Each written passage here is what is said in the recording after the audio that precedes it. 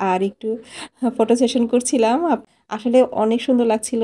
একদম গোলাপি অসহায় হয়ে গিয়েছি এক প্রকার বলতে গেলে। দেখেন মাত্র ৳20 দিয়ে কতগুলা ধনেপাতা নিয়ে এসেছি। যে অসম্পূর্ণ ভাবটা সেটা সম্পূর্ণ হয়ে যায়। তারপরেও কিন্তু খিচুড়ির একটা আলাদা টেস্টের প্রয়োজন হয়।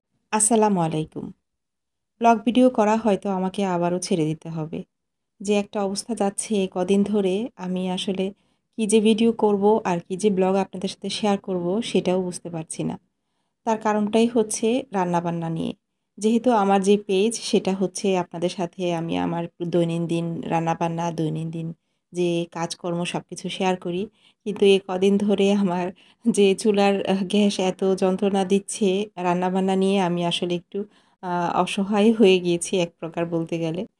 তো খুব সকাল সকালে আমাকে উঠতে হয় আর উঠে এই যে দেখেন মানুষ নাস্তা যখন তৈরি করে, নাস্তা তৈরি করার পর আবার রান্নাবান্না একটু সময় নিয়ে তারপরে তো বসায়। কিন্তু আমার আর সেই সুযোগ নেই। আমি নাস্তা একদিকে, আমার রান্নাও একদিকে মানে আমি একদম হিমশিমি খাচ্ছি এ কদিন ধরে।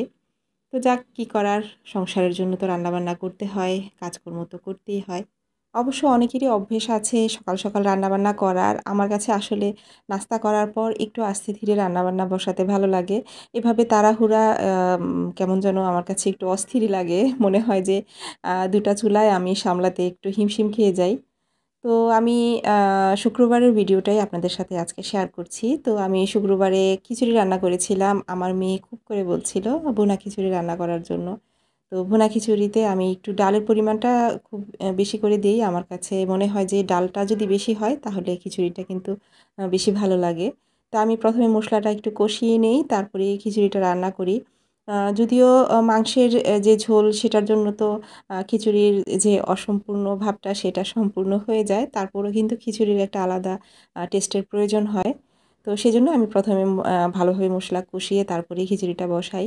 আর এই যে শেষ পর্যায়ে একটু বেশি পরিমাণ করে সরিষার তেল দেই। সরিষার তেলটা কিন্তু আমি মনে করি যে একদম খিচুড়ির সাথে খুবই যায়। খুবই ভালো লাগে। এত সুন্দর একটা ফ্লেভার হয়। আর এই যে কাঁচামরিচ সবকিছু মিলিয়ে কিন্তু খিচুড়িরই একটা আলাদা যে টেস্ট হয় সেটা সাথে মুরগি হোক বা মাংস হোক যেটাই হোক আপনার এভাবে খিচুড়িটা খালি খাওয়া যায়। আর এই যে দেখেন রান্না করছি একদিকে রান্নাঘরেই দাঁড়িয়ে নাস্তাও করছি।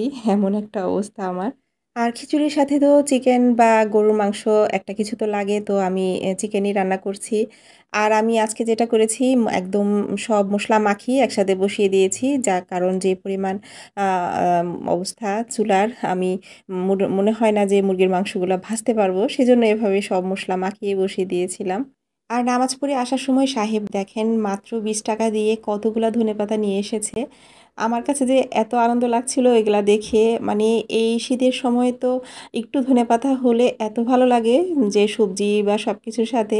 তো ধনেপাতাগুলা দেখে আমার কাছে খুবই ভালো লাগছিল। এতগুলা ধনেপাতা দিয়েছে মাত্র ৳20 য়। তো সাহেব তো ধনেপাতাগুলা পরিষ্কার করে দিয়েছে আর আমি এদিকে রায়ানের জন্য খাবার বেড়ে নিয়েছি আর একটু ফটো সেশন করছিলাম আপনাদের সাথে শেয়ার করার জন্য। তো খাওয়া-দাওয়া দিয়ে দিলাম। আসলেই ভালো লেগেছিল। খিচুড়িটা তো আসলে আ আমার তো অনেক পছন্দ। সেই সাথে রূপারও অনেক পছন্দ। রায়ান তো বিরিয়ানি লাভার, ওর বিরিয়ানি সবসময় পছন্দ। আর আজকে বিকেলে যেটা হয়েছে আমি কোনো কিছুই নাস্তা তৈরি করতে পারিনি। কারণ তখনও চুলার অবস্থা খুবই খারাপ ছিল।